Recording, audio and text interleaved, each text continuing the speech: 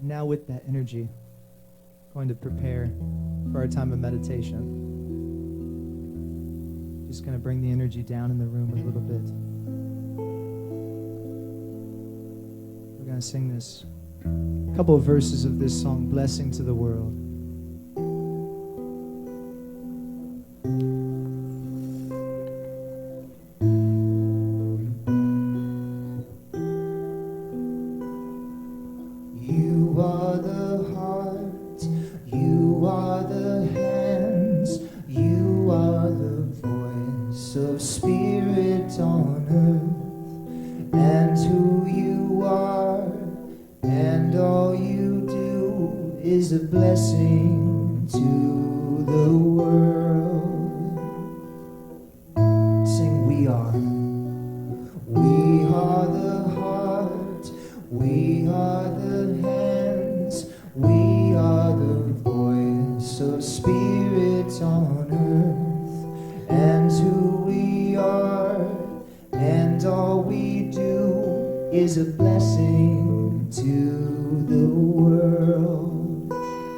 It's a blessing to the world. You're a blessing to the world.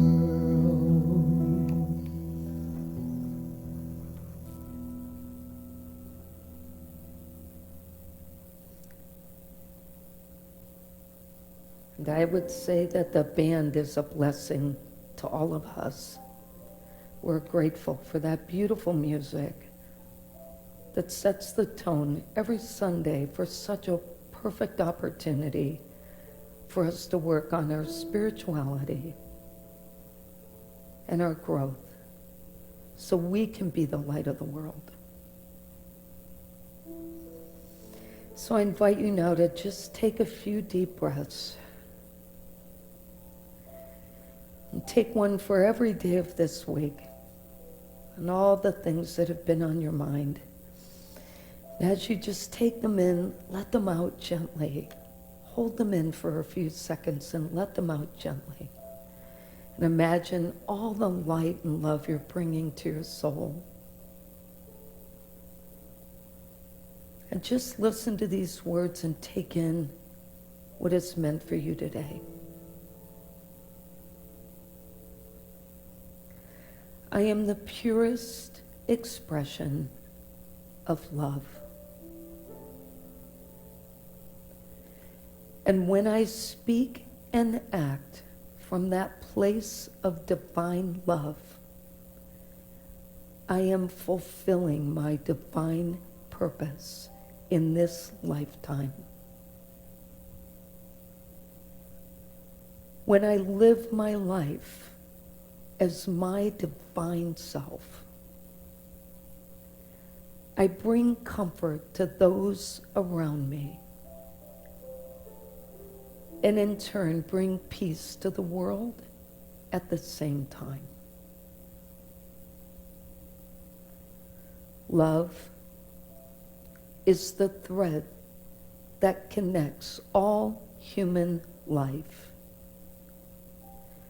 And it also connects everything in life to the universe at large.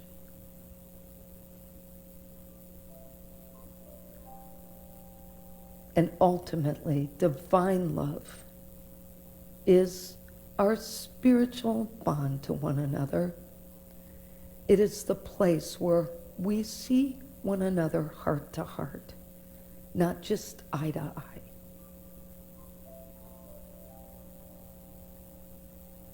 I use the power of divine love in my everyday life. And when I can see the world through that filter, I am able to accept everyone on the path that they are on without judgment.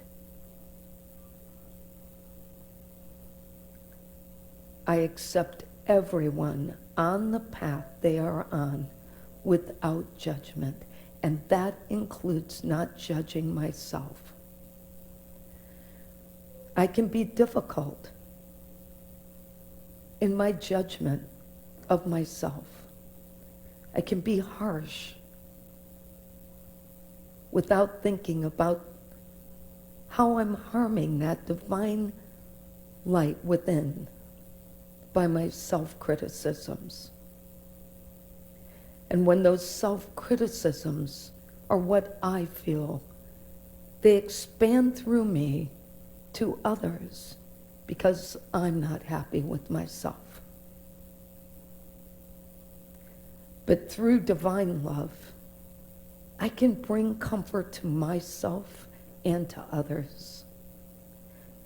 I can see myself as God sees me and help others to see me as God sees me. The presence of the highest spirit of all resides within me and within everyone else I come across. Because love is the essence of who I am. And I am able to call upon that power of love in every moment. So we rest for a few minutes in this silence. And we slowly and gently release all of our self-criticisms. And see only divine love within, so that we can see the same in others. Let's take that in.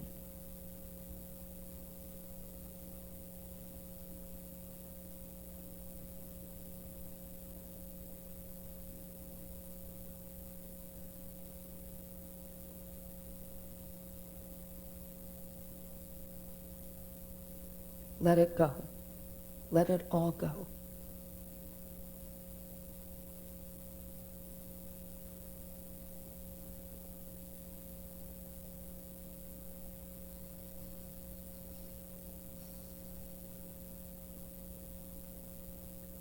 I am love, and I am exactly where I am meant to be. And all is well. The love and light of God shines brightly on my life. And with my mind and heart centered in peace, I bring myself back to this place and time, refreshed, relaxed, and prepared to learn what is mine to learn today.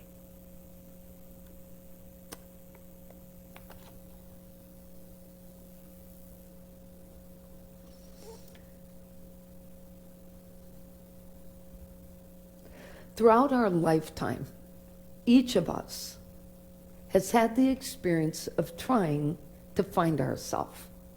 Raise your hand if you've ever said to yourself, I need to find myself. Right. Raise your hand if you said it more than once. Exactly. So we've all been in that place of trying to find ourselves. And many times we've probably said, I just need to do a little soul searching. We all know what that's like. And most of the time when that happens, it's during the time when we're trying to make decisions about our career, our relationships, and any other decisions that we're facing. We need to find ourselves. And sometimes we need to reconnect to our passion. How many of us have lost our passion sometimes in life? We don't even know what we're passionate about anymore because it got muddled by all the things that we had to do to stay alive and to survive. But in all of that, there's really only one true purpose for each of us, and that is our divinity. There's only one thing we were all sent here to do, and that is to be our divine self and to bring our divine self to the world. That's it. It didn't require anything but recognizing that divinity within ourselves, because divine love is the essence of all of us, at a spiritual level. And it has nothing to do with our careers, nothing to do with our relationships, and nothing to do with anything we need to buy. Nothing. It is all about going and looking at who we are inside. Now, when I think about people who have been the best examples of this, I think about Jesus. I think about Mother Teresa. I think about Gandhi. People who truly believed they had a light to share. People who accepted everyone unconditionally, right where they are on the path they were. They had no expectations, no judgment of anybody, pure acceptance. Pure acceptance. And they believed the work that they were doing was in God's light and for their ability to shine God's light. And it's interesting because co-founder Myrtle Fillmore, co-founder of Unity, said many, many, many moons ago that all the love in the universe is God. Now think about that for a minute. All the love. Not just the love that you show to your friends, not just the love on birthdays, not just that love, all the love. And if we are pure love, and all the love is of God, and we all shined our light, the world would be filled with love. It's that simple. Every religion talks about divine love, and they all basically say the same thing. I could spend a whole hour just telling you what every religion says, but all of them say that divine love is our true purpose. And that love is the meaning of life, and it begins in our thoughts so that we can take that out to our actions. Now, if we were all to think about love as the expression of God, the divine love we expressed would be so abundant and we would be so joyful, we wouldn't even be able to clean house without a smile on our faces. And that's going a long way. But the point is, if we are loved, that doesn't turn on and off. It isn't today or just in this moment or when we're all trying to be friendly at church. It's every day, every moment, all the time. There's a gentleman named Emanuel Swedenborg, and he's clearly, I'm not Swedish, and he was a philosopher, and I loved how he captured the religious perspective of divine love. I want to share some things from him. So he said, the essence of God is pure love, and divine love is the center of each of our spirits. Now, just pause for a moment and think that through. So if the essence of God is pure love, and divine love is the center of each of our spirits, then when we connect with each other from that center, we are actually connecting human to human, heart to heart, soul to soul. They're very connected. He also said that divine love is vital to us growing into healthy spiritual beings, and he gave us 3 characteristics that we should consider. He said, 1, love others. 2, have a freely returned relationship with others, which means there's no condition. It's free. No judgment. And 3, he said, take delight in the happiness of other people. He also created this model that I really like that puts us on the right path to divine love. And he says this, that lasting joy and spiritual contentment require love of God, love of others, love of self, and love of worldly goods, in that order. Love of God first, love of others second, love of self third, and love of worldly goods. Now, I think that makes good sense. Because if you accept God and you feel that love, that divine love, that light, then you automatically are going to accept everyone else because you believe they are also of light and of love. But he also said that when we get love in the right order and we keep love as the be-all and end-all of our lives are fully transformed. Love is all we need. Sounds like a song, I know, but it's true. It's that simple. Gee, I wish I would have written that. But the challenge for all of us, as we all know, is in getting to a place of unconditional love. That is the obstacle of everyone's life. I love you, but why do you wear your hair like that? I love you, but I don't understand why you do that the way you do that. If only you could, if only you could. How many times do we hear ourselves saying that? But unconditional love does not require people to meet our expectations in life. It requires people to meet their own expectations in this lifetime. And how the heck are we supposed to know what those expectations are? We cannot possibly know what is best for someone else, but we can offer, when asked, our thoughts. And that's different than forcing them to take our ideas. Divine love says, if you come to me, I will share my thoughts because I'm listening to you, not because I'm the best person to give advice. There's only one place to get that advice, that divine spirit. And everyone knows when they hear the calling for whatever it is they are meant to do, they know it in a heart's moment. Learning to express unconditional love requires us to consistently operate from our divine space. And while I truly believe this in theory, and I do believe that God is our source, I think this is one of the hardest lessons on our human journey.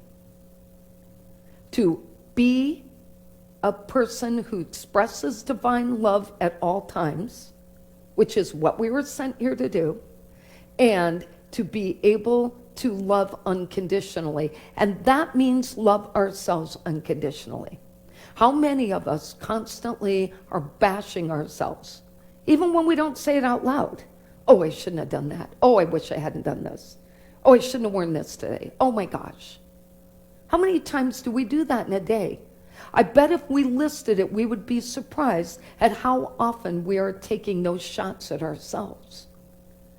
But what I want you to understand is that we can't get to a place where we love other people if we don't start with ourselves. Think for a moment of all the relationships that would still exist in this lifetime if people had placed love first. How many relationships ended because we could not accept who we were with? How many relationships have we said, that person's not right for me, because we judged them by our template, not knowing what was right for us? Because if a person comes along in our path, there is a lesson in that for us. Everyone who enters our path, there is a lesson in that for us. And we need to be wise enough to figure out what that lesson is and take that in so that we learn from everyone, not just the people we choose, because those people align with us. And they think like we do, and therefore we are like-minded. I think that was probably one of my hardest things to understand in unity, that we always said we are like-minded. Well, did that exclude everyone else that wasn't like-minded? I challenged that all the time, even when I was at Unity Seminary, because that was my first couple of years, was at Unity Seminary before I moved to Interfaith Seminary. And what I always try to understand is, are we trying to create like-mindedness because we want others who like and think like we do, or are we looking for those who don't so we can find what's in them that will help us be better people? People's egos, as we know, get in the way, and then they start controlling the relationship, or we do. And before you know it, relationships are a struggle and a burden. And then we just want to do some soul searching and find ourselves. And we do the, it's not you, it's me. Right? Come on. I know I'm not alone in this story. Don't act like you never heard that come out your mouth before. And of course, there are those who we are certain are the divine expression of love. And everyone else who is less capable is simply not capable of being what we are. We are never going to get to a place where there is peace in the world if that is our mentality. Never. Every day someone is going to challenge you. Let me repeat that. Every day many someones are going to challenge you. But that's what we're here to do, is to listen to those people and to decide what is meant for us and what does not work for us. And sometimes when those people are challenging us, that's when we know exactly what we don't want to do. Sometimes those challenges are to force us into making decisions. How many times do you go kicking and screaming into a decision? And then one day you wake up and you say, that's it. Well, that's when divine love is guiding you. When you're not trying to be intellectually driving the train. The big question is, how do we get to this place of this mindset? I think we would all agree there's never been a more critical time than there is now for us to understand the relevance of divine love and to start to heal our world. We have to be able to find a way to tear down the walls that exist between us and our differences with other people and begin to see each other as divine beings. And those divine beings are reflections of ourselves. That's the key. If we reflect divine love is what we start to see.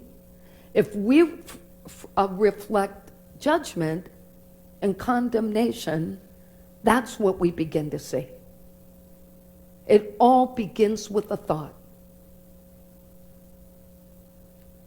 We have to stop silencing people who are different than us, or we will never grow. We have to be able to take in all views without judgment. Doesn't mean we have to take them in and sign up for them. It just means we have to embrace all people and try to understand what our differences are.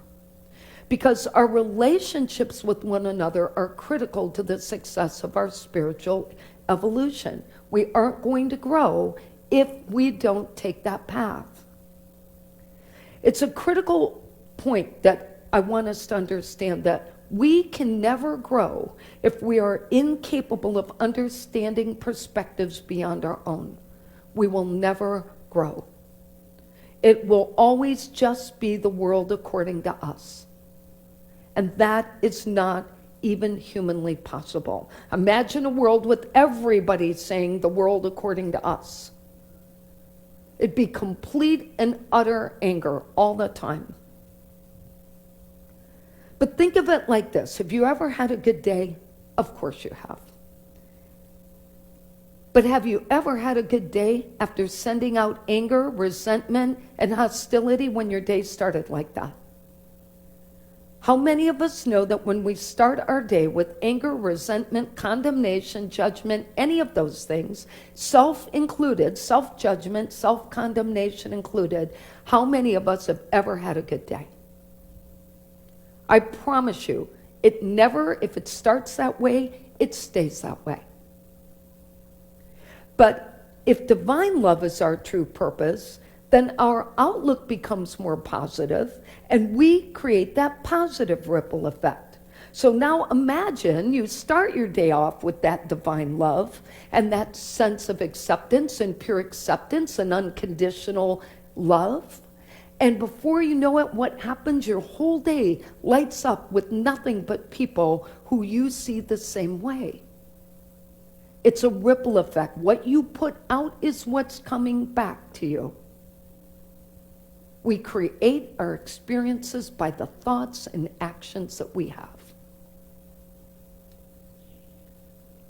Divine love allows us to be in the presence of others without feeling bad about ourselves. So if you feel bad about yourself when you're with certain people, you need to look within. Because isn't that what we all desire? There are so many stories I could share of people expressing divine love in times of sadness and grief. But what I struggle with, and maybe you have too, is why does it always take sadness and grief and crisis and disasters to bring us to a place of expressing divine love? Think of every time there's been a hurricane, 9/11, anything that's ever happened, what happens? Everyone shows up. COVID, what have we seen all year? Everyone shows up. But why does it take sadness and grief to get us there? On one hand, it's remarkable, and on the other hand, I'm completely confused. Because it should not take that for us to be who we were meant to be. But we all know in a time of crisis how to show up.